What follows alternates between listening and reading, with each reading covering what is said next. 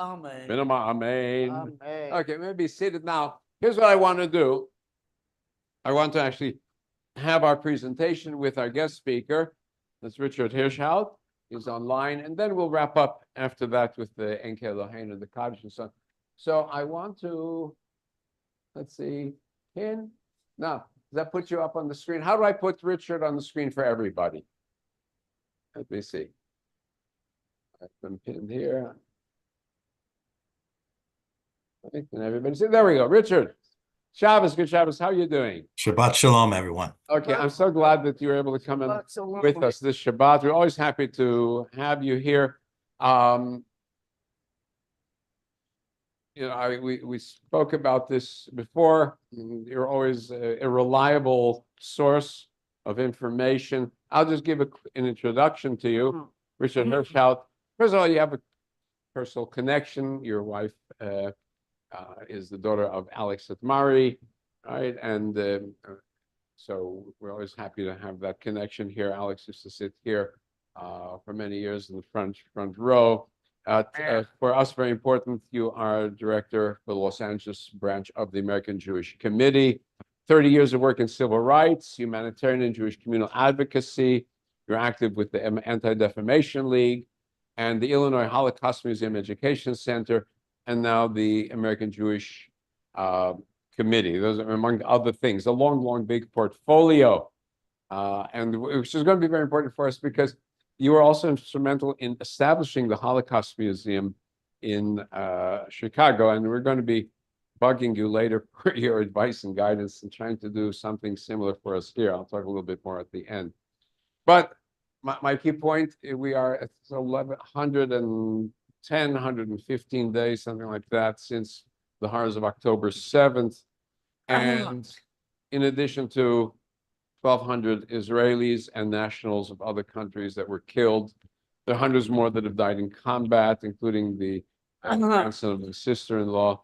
And at present, 130 are still being held as hostages, of whom we think the 20 are already dead. We don't know what the mental and physical state is of those that are alive. Those who came back have been reporting cases of multiple rapes and multiple physical abuse of captives. We saw the shock of the Secretary General of the United Nations, that staffers of the United Nations could actually have been involved in the October 7th horrors, and that United Nations facilities actually were covers for terrorist bases, that under these hospitals there have been tremendous, the metro, the Gaza metro is there. And it is true that thousands have died on the Gazan side, civilians as well as terrorists. Seems, though, that it is always Israel's fault because Israel is attacked. That's the way it is being presented to us. So, Richard, you just came back from a fact-finding mission to Israel, and you were meeting with key figures. So I'm going to turn it over to you, because now at this point, you saw it on the ground firsthand. First of all, your personal reflections on what is going on inside Israel now, what you saw. Thank you, Rabbi, and Shabbat Shalom again, everyone. It's always a joy to be with all of you and to really bring the spirit of my remarkable father-in-law, Oliver Shalom, Alex Satmari, to each of you, and to carry that forward. I had the great privilege in the beginning of this year, the first week of January, to really make a personal mission to Israel. I had a few days where I was able to make the journey, and I brought with me, in fact, my middle brother. I'm the youngest of three boys, but my middle brother, Bruce, who had not been back to Israel in literally 45 years. First time he was there was my first visit as well in 1979. And after the horrors of October 7th, in all of the work that I have been engaged in and with colleagues from across the Jewish community to continually affirm Israel's moral high ground, and that's a challenge that has gotten increasingly more difficult as these weeks and months have carried on, I felt it was imperative to show up, to express some personal solidarity, to get our hands dirty, as it were. We spent half a day picking sweet potatoes in the Leket fields in Rishon LeZion, which is part of the National Food Bank of Israel.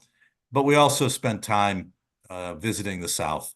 The town of Sderot, that was largely cleared out, was one of the early initial sites of the Hamas terrorists on October 7th. We also had a chance to walk the grounds of, really the sacred grounds of Kibbutz Be'eri, and to see the devastation with our own eyes, and the destruction.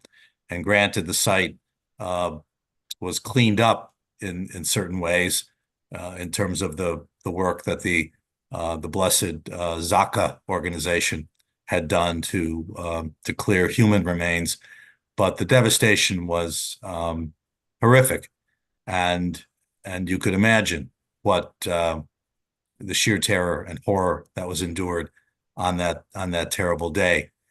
I will share that the country is, in my estimation, a study in contrasts right now. There is a heaviness in the air. There is great pain and trauma. When we speak about PTSD, post-traumatic stress syndrome, Israel has not yet entered that post era. This is still a living daily trauma that many are feeling, that most are feeling very, very profoundly, but some to an even greater degree. The several 100,000 evacuees from the south as well as the north because of the threat of Hezbollah, the several 100,000 who are now serving in the IDF, those who were in the midst of their service, but the tens of thousands who have been called up as reservists. And all of that hardship and sense of unknown, if you will, has contributed to a great sense of heaviness in the air. All of this really amplified and underscored by the continued captivity of more than 130 hostages, as Rabbi just mentioned. That is an untenable, horrific status quo that must be remedied. The fundamental contract that the state of Israel has with its citizens, with its people, is to protect and keep them safe.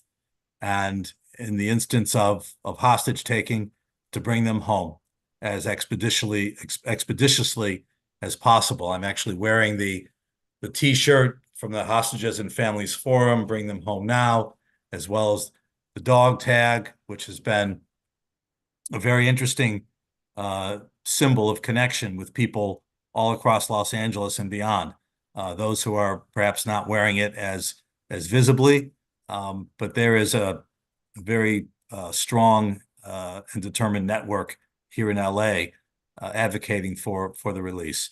So in summary, I'll simply say it was important to be there. For me, professionally, it filled in the picture with all of the nuance and all of the feeling that we've all been experiencing since October 7th. But it was a reminder also of the sheer resilience of the Jewish people and our Israeli brothers and sisters and cousins to see this through, to recognize that Israel has no other choice but to eliminate the threat of Hamas, to eliminate the threat of Hezbollah in the north, and to do everything in its power to protect its people. Now, I have to say the irony. I was in Houston last week and met with somebody who was a survivor of one of the kibbutzim. They'd been brought over. They were trying to do things to bring some of the people who survived to the States for a little bit of a break before they returned back. She was from the kibbutz. She said this kibbutz, I don't remember the name of the kibbutz, was devastated. It was as left you could go before you fall off the planet Earth. Where if you voted for Meretz, which is left of Labor, you were on the right wing, and there are members who voted the radical Arab party even, which is anti-Israel, anti-Zionist. They were inviting people from Gaza, the workers, they were bringing them home with them. They were giving them packages to take back. They were friends with them. And then it was those very same people who knew the kibbutz, knew the land, were coming in and taking and raiding and showing the Hamas terrorists exactly where everything was. So there is the sense that we're told, well, it's only a few Hamas people, but there is this general participation of the Gazans in this, or certainly was in the beginning, the sense of participation of a collective in this attack on Israel. So now it takes us now to the International Court in The Hague, which says, well, when you discuss this, you're talking about collective punishment. Then collective punishment then is a way of justifying genocide. And then they come and say, well, you didn't do genocide, but we're warning you. I got a letter from one of our, it's the interim congresswoman for California who in Senator Feinstein's seat. And so she was one of 12 senators who wanted to condition aid to Israel on a guarantee that Israel would not use the weapons to commit genocide. Well, do you ask the Ukrainians, did anybody ask the Ukrainians, do you commit not to use the weapons to attack Russian civilians? The Ukrainians do attack Russian civilians. We know that. Nobody wrote any complaint. And no different than, so it is like the thing, well, when did you stop beating your wife? I have that sense. And you say, when did you stop beating your wife? And, it's the kind of answer where they call it a leading question. If you answer this way or this way, you're on.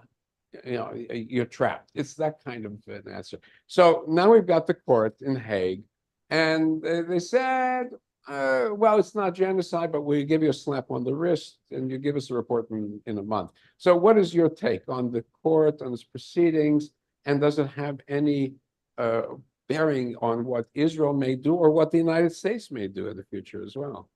Well, the charge was brought by South Africa, and that in itself is filled with dripping with irony and sheer hypocrisy that a country like South Africa, with its racist apartheid history, would be accusing Israel of committing genocide. This was an unfortunate distraction. Israel sent its brightest legal minds to defend and make the case. And ultimately, the ruling, the determination of the court was, in fact, that the charge of genocide simply was not met. There was no threshold case that was made.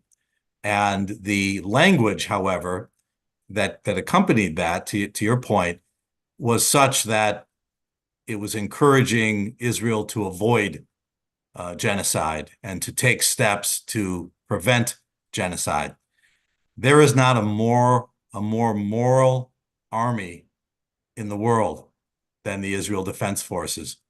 The worst day of this war occurred about 10 days ago, apart from October 7th, 10 days ago, when 24 IDF soldiers were inside two buildings that were being wired for a detonation to be destroyed. And a projectile was fired by Hamas, and it exploded and collapsed the buildings, and 24 soldiers were killed. Israel could have destroyed those buildings through the Air Force. They simply could have bombed them, and that would have been the end of it. But they didn't do that, precisely for the reason is to avoid collateral damage and to avoid injuring civilians in the surrounding area. The conundrum, as we all know, that Israel has faced since October 7 is fighting an urban war in which the enemy has embedded itself in hospitals, in schools, underneath hospitals, in schools, among civilians, among the civilian population. And the numbers of casualties in Gaza, whether those numbers are inflated or not because they're coming from the Hamas ministry, still, there has been undeniably horrific suffering in Gaza. But Hamas has has brought this and wrought this upon the civilian population. And so Israel has gone to great lengths to confront and eliminate the enemy in a way that limits as much as possible civilian casualties. But this is a war, and this is a war that Hamas initiated, and war brings ugly, tragic consequences. There's no mistaking that. But this absolutely does not rise in any way to the level of genocide.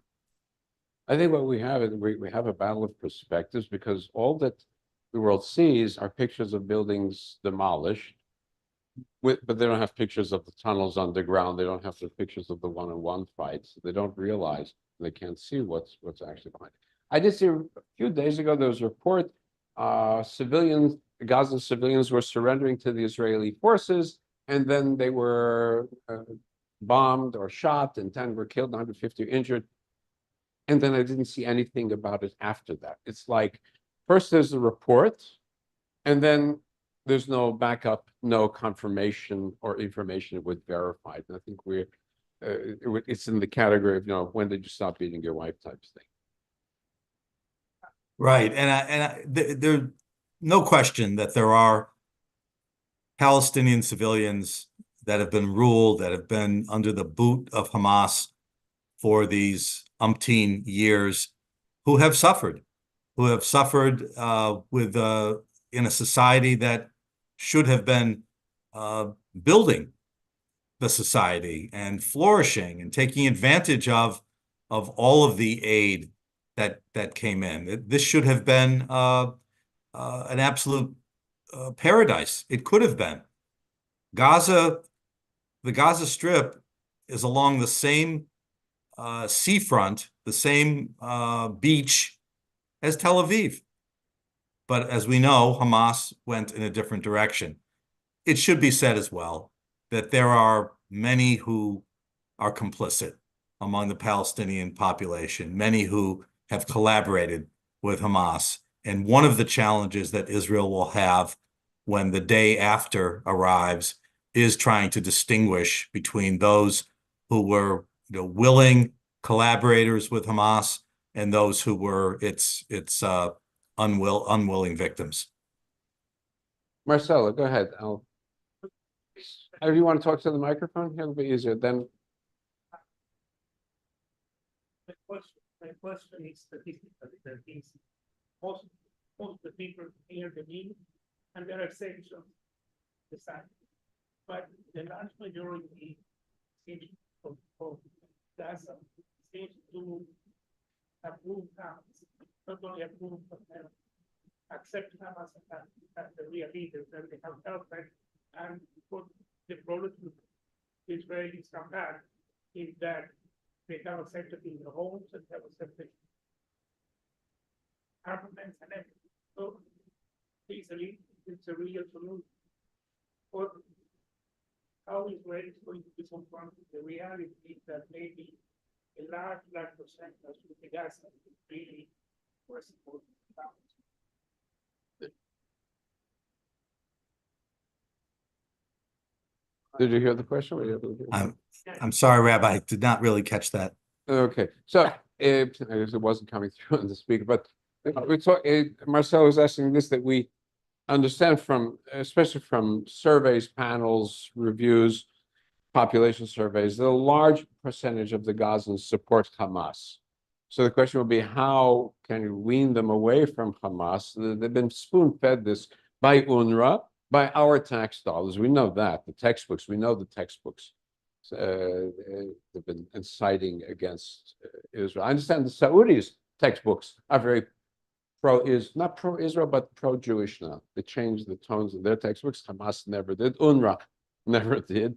How do you undo that? How do you undo that brainwash? It's probably going to take at least a generation, but it does start with the educational system and the apparatus of learning and what kind of information is shared and taught in the schools. The whole day after scenario is an open question. There is hope there is some hope that some of the Abraham Accord countries, the UAE, Bahrain, Morocco, increasingly as Saudi Arabia inches toward normalization with Israel, which is something that was moving at a pretty good pace before October 7th, and may very well have played a hand in the timing of the attack. But there will need to be some proprietorship and engagement of the more moderate countries that have normalized, that have accepted the presence and permanence of Israel in the region. They will have to be involved in the administration of Gaza in some way.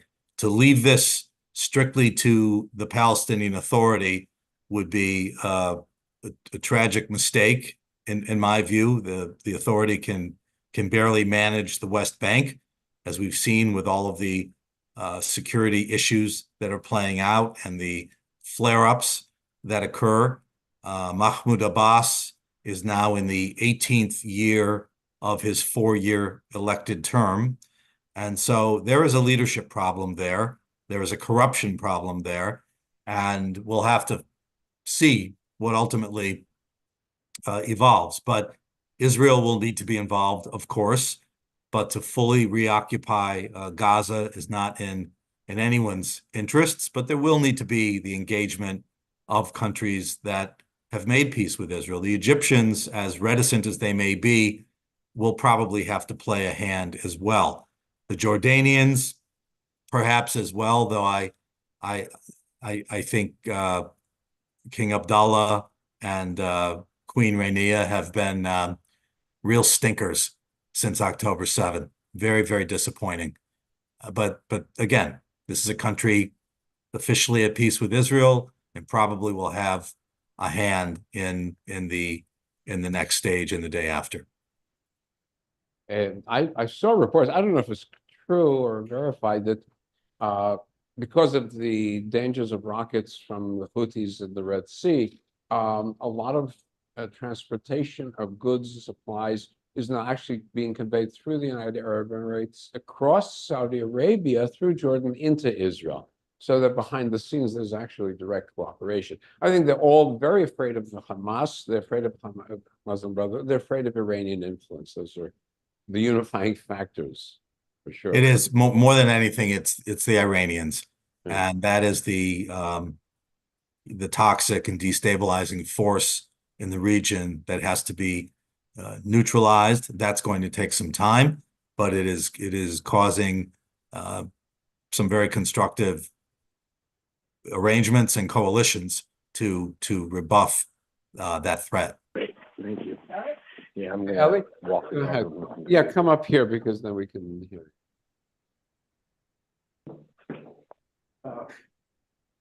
I was gonna point out that many even the Palestinian people, they look at, like now, Iran and like Shiite Hezbollah as using them as suckers to die for their own benefit.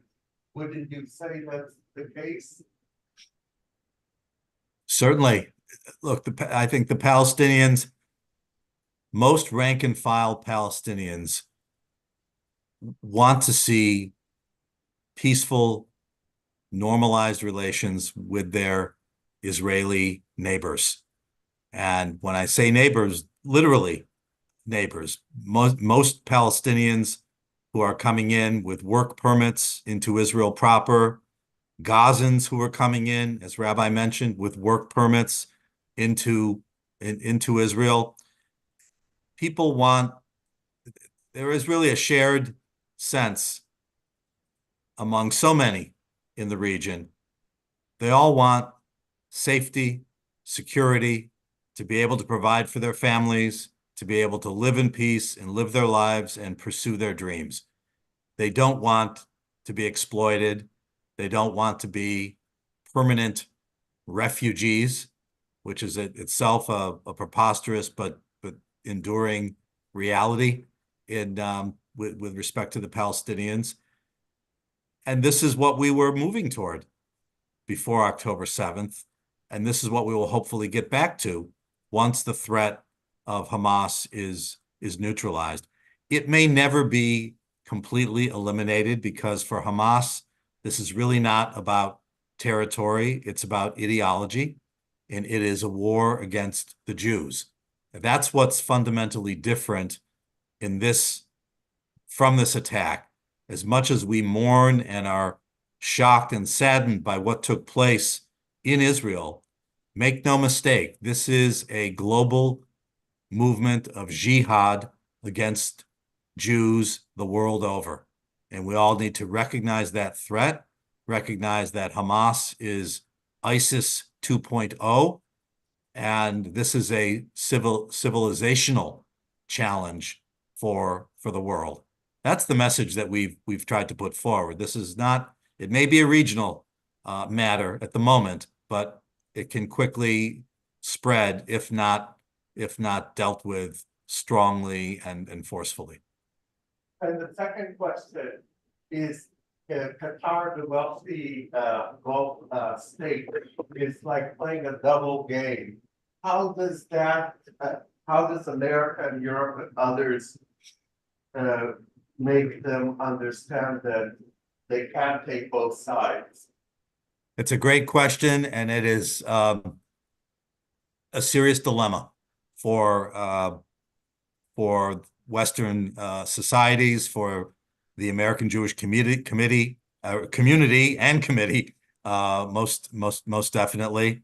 At the moment, the Qataris hold a lot of the cards. They are the conduit to be able to communicate with Hamas. They are at the epicenter of brokering what we hope will be a deal in the coming days that will lead to the release of the hostages over the coming weeks, because it is a dire situation. It was dire at day 50. It's now dire at day 118. And it is something that has to be confronted. I think Qatar is a long-term challenge, but for now, I think we have to leverage their leverage over Hamas and try to improve the situation for Israel. Okay, thank you very much. Hello, Richard. Yeah, Richard, Joe. Hi, Joe. How are you, my friend? Okay. yeah. Dr. Melamed, Vladimir Melamed.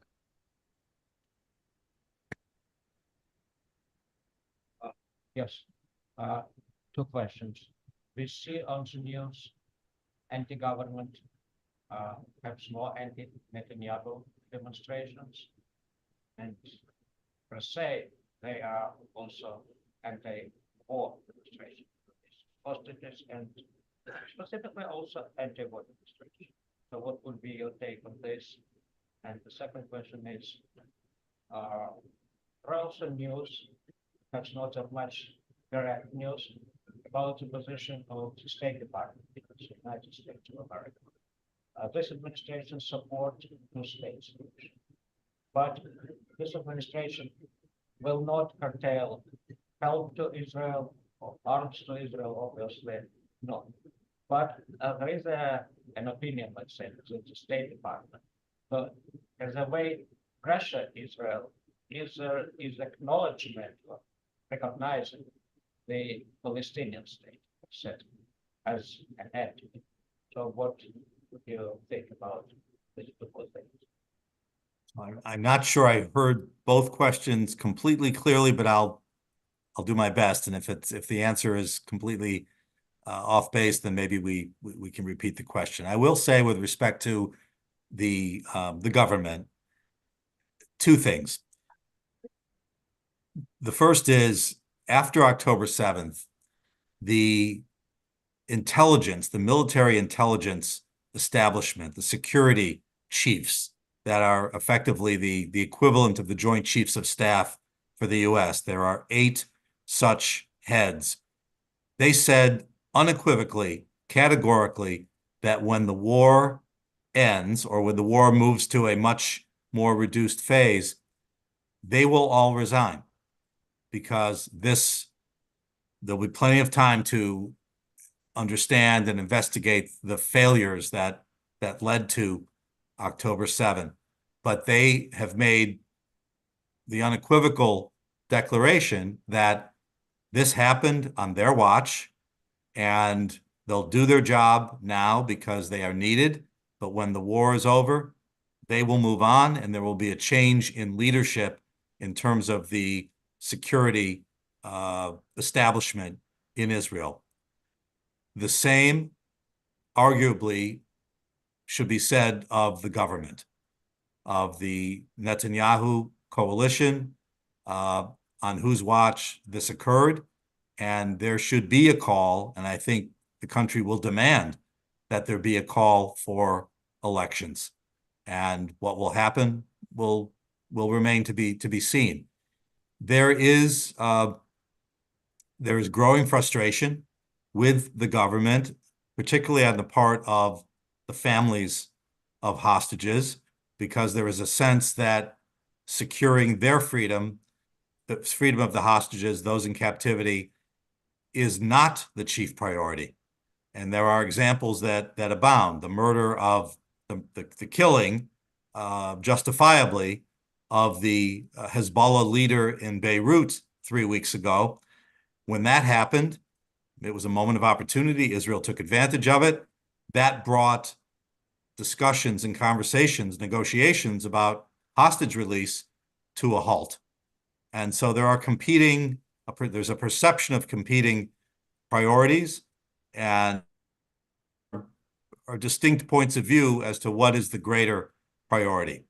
But increasingly, I believe it is understood that bringing the hostages home, securing their release at whatever cost, is the obligation, the moral obligation of the state of Israel, and that must happen. To the second question, again, if I heard it correctly, I will tell you, when I was in Israel, the gratitude, the appreciation of President Biden, of Secretary Blinken, of Secretary Austin, even the State Department spokesperson, Admiral Kirby, who there isn't a week that goes by when he's doing a press briefing and somebody will lob a question about what Israel is doing wrong, and he will make very, very clear to that reporter, he'll rebuke that reporter and say, the war could end tomorrow. If Hamas were to surrender and release the hostages, then it would be over. The suffering in Gaza would be over. And so the Israelis are grateful for America's unwavering support. And it doesn't come without having to message to those who have other interests. It does have its degree of nuance, starting to think about what the day after scenario will be.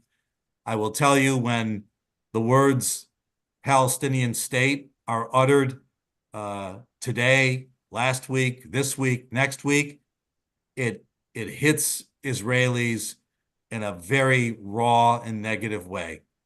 Talking about a Palestinian state when they are still in the midst of this recurring trauma of October 7th.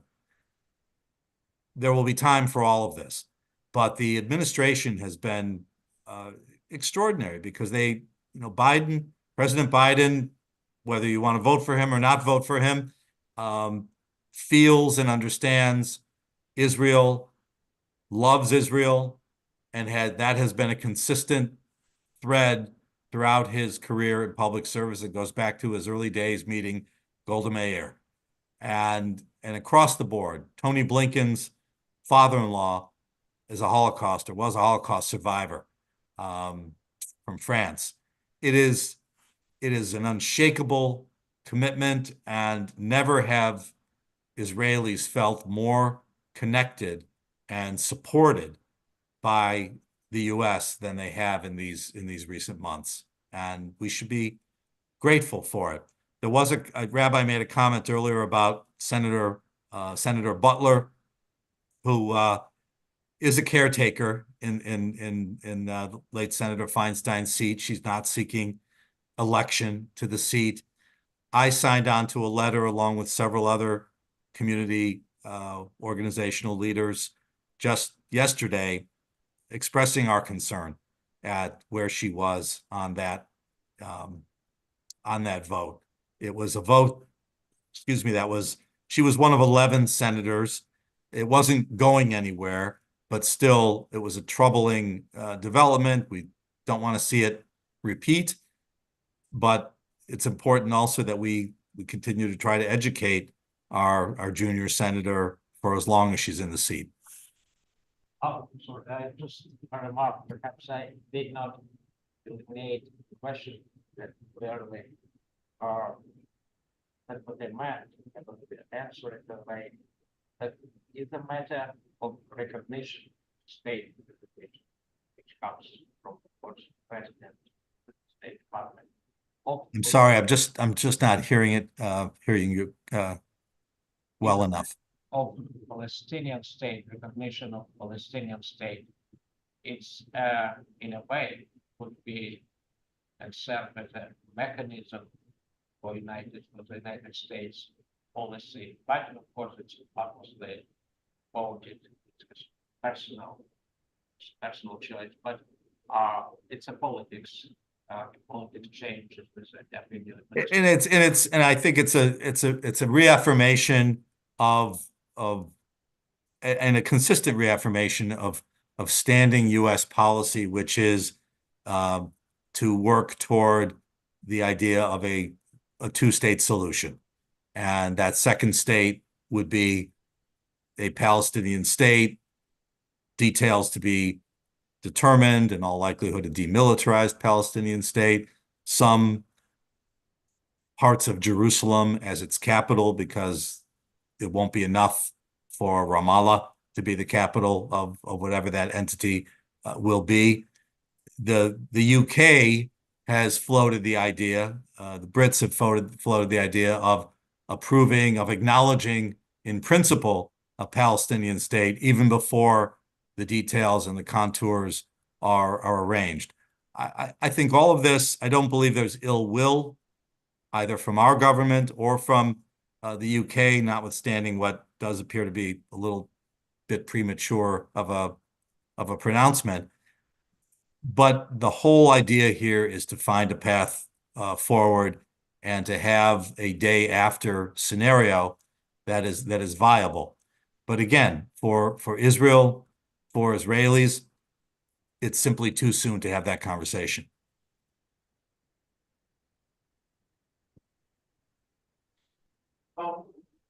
Then talk about having elections, what this small have done, but it's the long election more.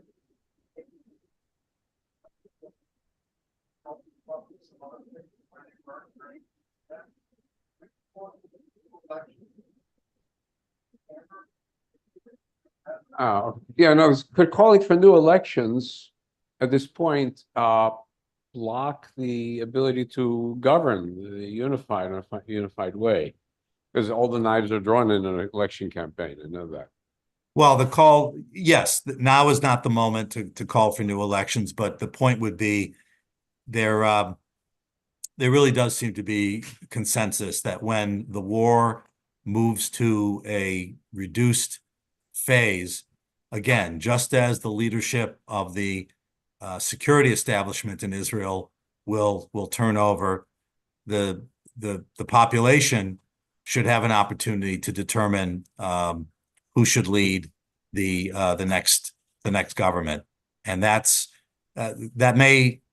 the prime minister's hand may be forced. All it would require is 5 members of the Likud party to call for early elections. That could happen at any moment, but it would be probably wise of Prime Minister Netanyahu, when that moment is right, to himself call for elections, because it would actually, as I understand it, it would give him potentially another year in office, because the call for elections would have to happen sometime within a 12-month period. So it would actually preserve his prime ministership and the and the ruling coalition for a period of time.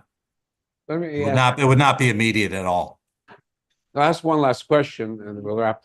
Talking about Biden and the old Democrat leadership was very close to Israel, was very, very close with Israel. I think especially with John F. Kennedy started, I think, the shift towards Israel. Bobby Kennedy, he was assassinated because of it in his campaign speeches under Johnson and so on. But we see now, and this is very worrisome, when you read these surveys, young people, the 18 to 35, very much seemingly anti-Israel, blaming Israel, pro-Palestinian, not giving justification to the existence of a state of Israel. We see inroads in minority communities, African-American community, less so in the Hispanic, but even in the Asian and Asian Pacific communities also siding and identifying with the Palestinians, again, under this rubric of white supremacy and settler colonialism. So, and I see this here, a friend of ours here, Dr. Taylor, showed me a video from a Gonzo reporter, Chris Hedge, saying, oh, how bad it is, and Israel's going to fall apart and disappear by itself. So how do we overcome this kind of influence on the younger generation? What are we doing? And that's AJC's big business here. Sure. No, it is a huge challenge. I'll say, even just to that last point, the last thing Israel will do is come apart from inside. And I say this having, being well aware that prior to October 6th, like clockwork, every Motzei Shabbat at Kaplan Square in Tel Aviv, 100,000 Israelis would gather, and in smaller numbers all around the country, to protest the what was being seen as a judicial coup to undermine the democratic character and strip the Supreme Court of its independence, the judiciary of its independence in Israel. And that was a loud and vociferous and democratic participatory movement that on a dime turned entirely on October 7th into a volunteer network that has existed to this very day of helping Israelis of all backgrounds, of all stripes, of all belief or non-belief. And that's the heart and strength and resilience of Israel and the Jewish people. But to your point, Rabbi, we have a real problem with the younger generation, 20-somethings and early 30-somethings, who receive most of their news, who consume most of their information, not from the NBC Nightly News or from CNN, but from TikTok and from other such channels where there is a lack of critical thinking, where there is a certain liberal left orthodoxy that views Israel as colonial oppressors and as not indigenous to the land. As we know, nothing could be further from the truth, and we have to do our best to begin to educate and help instill some critical thinking. It must happen on college campuses, which is really a primary battleground. If you saw, I'm sure we all saw those two ex-presidents, former presidents of elite, prestigious universities who could not call out anti-Semitism or who could not condemn calls for genocide against Jews. It was, for them, contextual. That was outrageous. And that should have sent a chill down the spine of universities across the United States. For many, it has, and correctly so. And many such universities are now under federal investigation for the hostile, unsafe climate that has been created for Jewish students on their campuses. So we have a great deal of work to do. AJC is trying to reach this generation, to bring the 20-somethings, the so-called influencers, to Israel to see for themselves. We're conducting very short little mini missions. We had one such young woman who's Jewish, 29 years old, who has 95,000 followers on Facebook, brought her to Israel so she could continue to bring accurate and correct information forward. But the critical thinking skills are not there, and we have a lot of work to do to reach this generation and give them facts and hopefully open their minds. We'll take one quick question and then we're gonna wrap. Thank you. Yeah, go ahead. So there seems to be a collection of pro-Palestinian people going to different city council Can you meetings. speak just a little bit closer to the microphone, please? Seems to be a group of pro-Palestinian protesters going to city council meetings, trying to get resolutions passed by city councils. They were in Ojai a few weeks ago, and they were just in Ventura County. And I was wondering if your organization is working with the local rabbis to make sure that there is no maybe, and there seem to be the same pro-Palestinian people. Has your organization been aware of this, and are they doing anything to reach out to local rabbis to make sure they aren't trying to, put in some resolutions in the city councils? Yes, it's a great question, and it speaks to a fundamental reality that we are outnumbered, and in terms of just sheer volume, the pro-Palestinian, the vocal anti-Israel crowd is much larger in number than we are as a Jewish community. Although we're not small by any means. We have done our best to track, and when I say we, I mean AJC, Jewish Federation, the ADL, organizations like Stand With Us, to be able to get in front of and track when these resolutions are introduced, and to show up, to testify publicly against their adoption, to try to work with friendly city council members or supervisors to enlighten them so that these resolutions are either more balanced or simply withdrawn or defeated in terms of the vote. The LA City Council has not considered, just for example, an important example, has not considered a ceasefire resolution. That's not to say there aren't those among the council, a handful of more left-leaning members who wouldn't like to see that.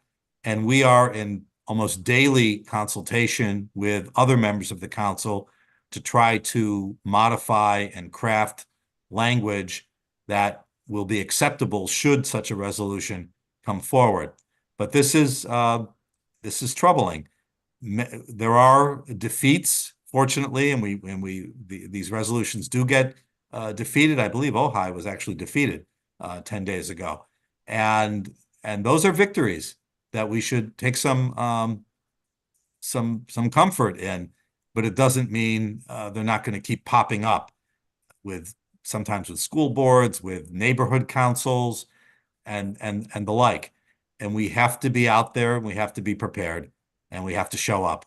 That's the best I can say, because the other side is very well organized and very dedicated in their hate of Israel.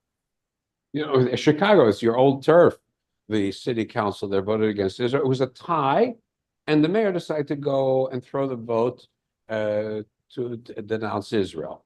That's right. The mayor broke the tie, and broke the tie, and my dear friend J.B. Pritzker, who's the governor of Illinois, weighed in with his disgust at that act on the part of Mayor Johnson. Think of it, Chicago has a huge Jewish population, but they maybe only, I don't know, they're all in Skokie and not inside. That's a huge population, but we're dealing with, here's the other piece, and I know time is of the essence here. One of the challenges we face as a community is in educating our traditional allies, African-American partners, Latino partners, Asian American partners. It applies in LA, it applies in Chicago, it certainly applies in New York and other cities. We have to help them understand that what took place on October 7th is something categorically different from this decades-long conflict that bubbles up from time to time with respect to Israel and Palestine. This was a very, very different, horrible attack that took place. And as I said earlier, is really a threat to Western civilization. And so we have to engage our traditional allies and our friends and help them understand this isn't just another flare-up in the Middle East. This is something altogether different. Hamas and its threat and its acolytes must be defeated. I thank you. I say amen, amen, Amen. amen to that. And I Yeah. thank you very much for the presentation. Okay, Okay, I'm going to Thank go. you, Rabbi. It's always wonderful to I'm be with so you all. thankful very Shabbat much. shalom. yeah, Shabbat good shalom. to see you, Richard. Okay. So Be now well, I'm Joe. going Sei to gesund. pin Yeah, me you back too. onto the screen and so that's it. And pin back. That's right. Unpin, or pin me, whatever you want to do to go back here. And there we go. Okay, you got it. We can Right. see me. Yeah. So now everybody should see me. And then this is. What is that replacement? There I am. Okay, good, good. Very good. Thank you very much, Richard. I'm going to just show you one thing quickly. Share screen 1 second. He's gone. 2 seconds. 2 seconds. I want to show you this. Oh. Dr. Malamed and I are working on a website. Eventually will lead to creating maybe a museum space, an education space. I think we're succeeding in selling it to our landlords also.